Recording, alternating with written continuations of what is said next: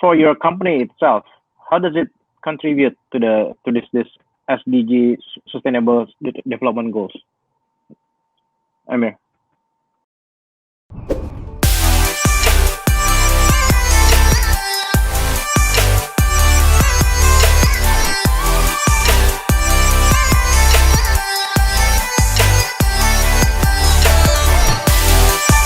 All right, thank you, Arya.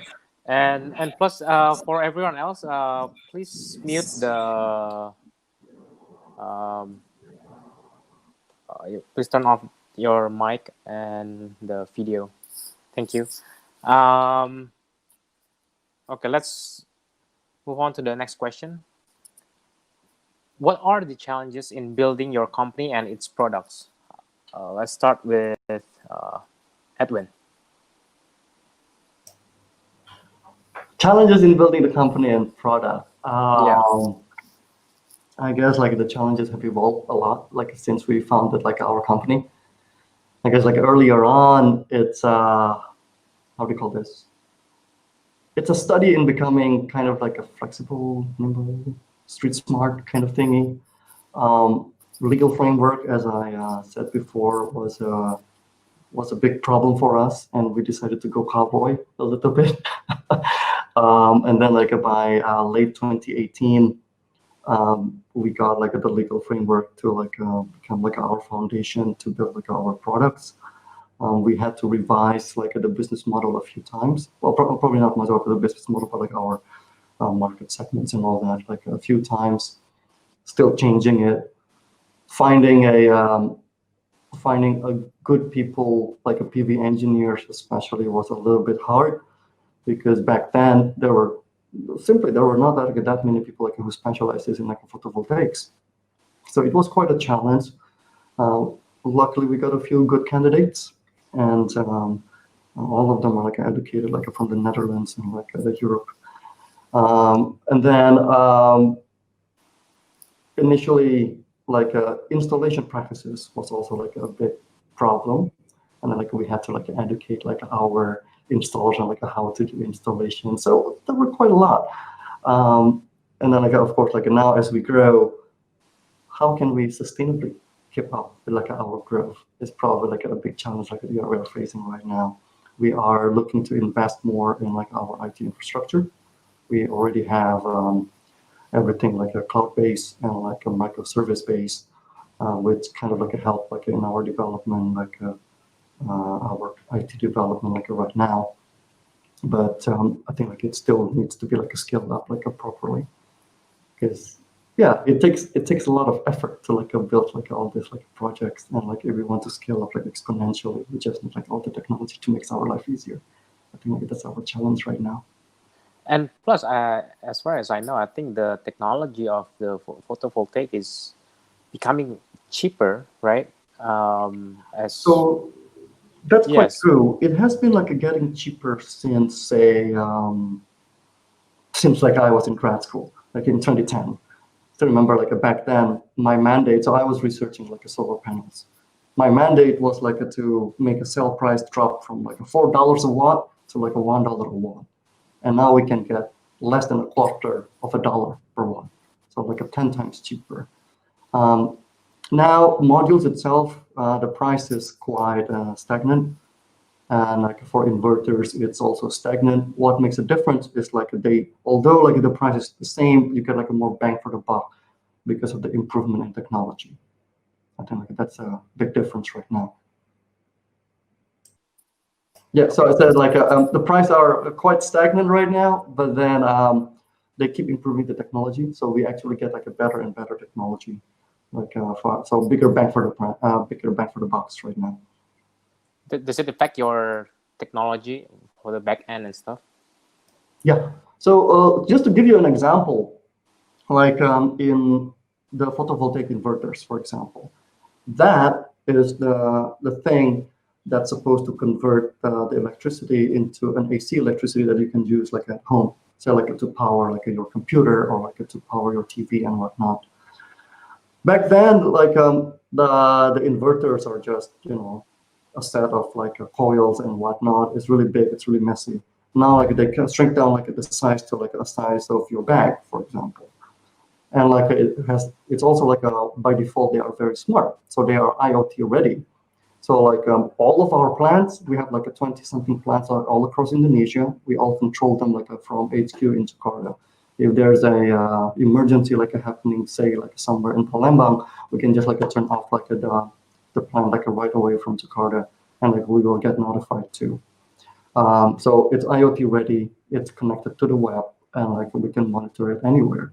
Of course, like there are also like some very interesting features that will be like important when like doing like what Resync is doing right now. So for example, we can do like a little bit of like a power conditioning with like these inverters. What's that good for? I mean, like if you are on PLN or like if you're in a utility company, this like a power conditioning can be used to improve the quality of your grid. So now like you have like thousands or like hundreds of like solar power like distributed like all across say like Jakarta, and like if combined with like the system that similar to like what Resync has, it should be able to like make sure that Jakarta's like grid is stable by auto-controlling like the outputs of the inverters. So technology has improved probably in a way that like we didn't think about like before. Now it seems like the trend for like the inverters are going to IoT and like a more additional power conditioning capabilities for solar cells and like a module. It's still on two things. One is like improving the efficiency, and the other one is like for new ways to deploy your modules. So the more interesting thing that like I've been looking forward to is like to have like a flexible solar cells. So you can just have like a mat and like that's your solar cells. You can just like stick it with like your masking tape like on your roof or something like that. I think that would be awesome. Are you changing any of your earliest technology with the most updated technology, or you just keep it right there? We just keep it right there. I mean, like from the investment point of view, it's rather like we put it right there. But then for the newer projects, we keep like upgrading it to the latest, best of the past. Okay. All right. Okay. Thank you, Edwin. So, Emir. Yep. What are the challenges in building your company and its products? I mean, building a company, of course, it's I think it's more or less same challenge whether you're in renewables or you're not in renewable energy. Building your own company is like a roller coaster. The one day you're doing really well, the second day, you're struggling and right on the ground. But the most important thing is to have a vision, to have a motivation behind what you are building and whom are you building it with. And it's very, very important to have a co-founder and you have a really strong team who always supports you. Because, I'll be frank with you, for the first 6 months when I was building my company I came home every day.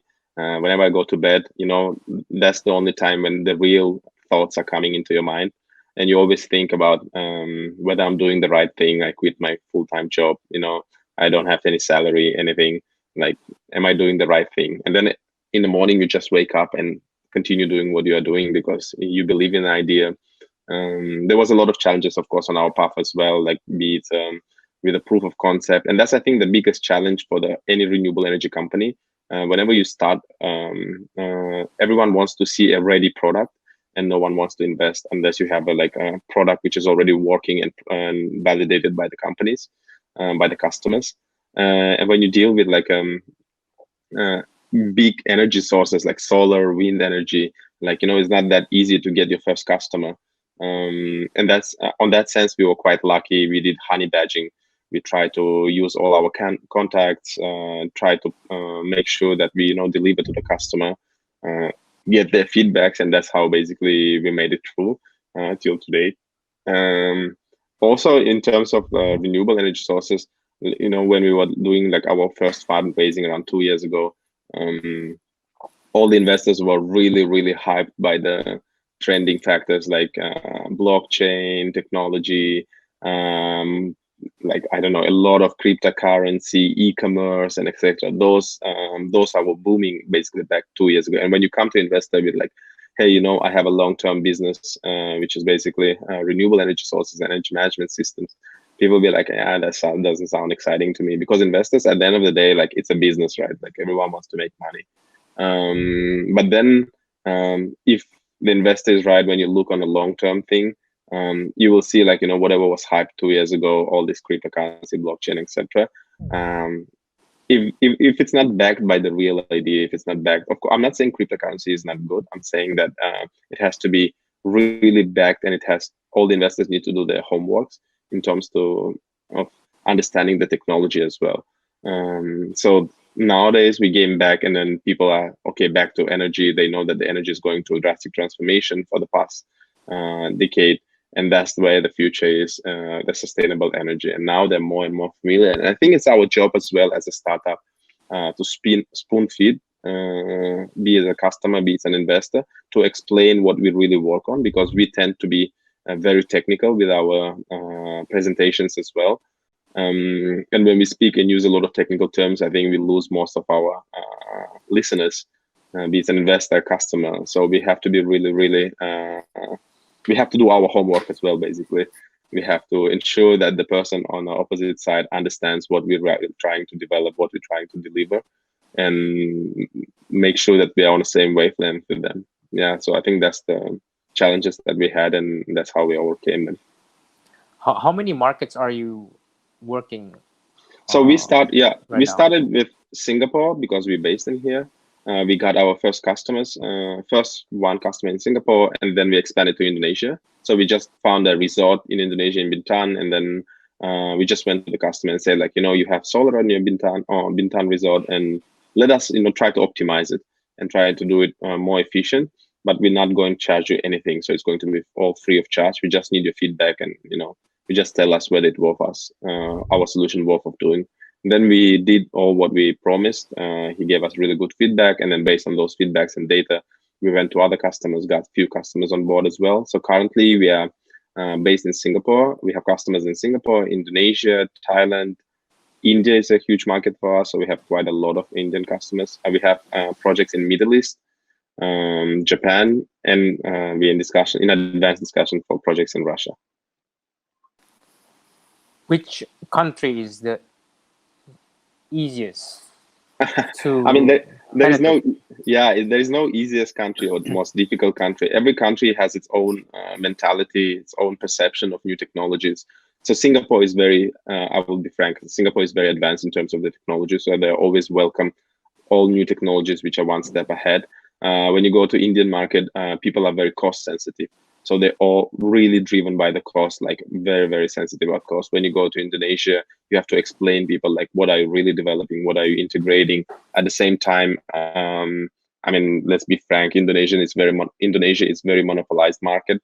There's only few big players who are basically controlling the market. So you have to make sure that you are aligned with their regulations, with their boundaries, and then you're kind of cooperating with them as well. So you have to play all fronts, not just satisfy and the end customer, but you have to also be on the same page with your competitors, or with people who are bigger sharks, like, for example, PLN.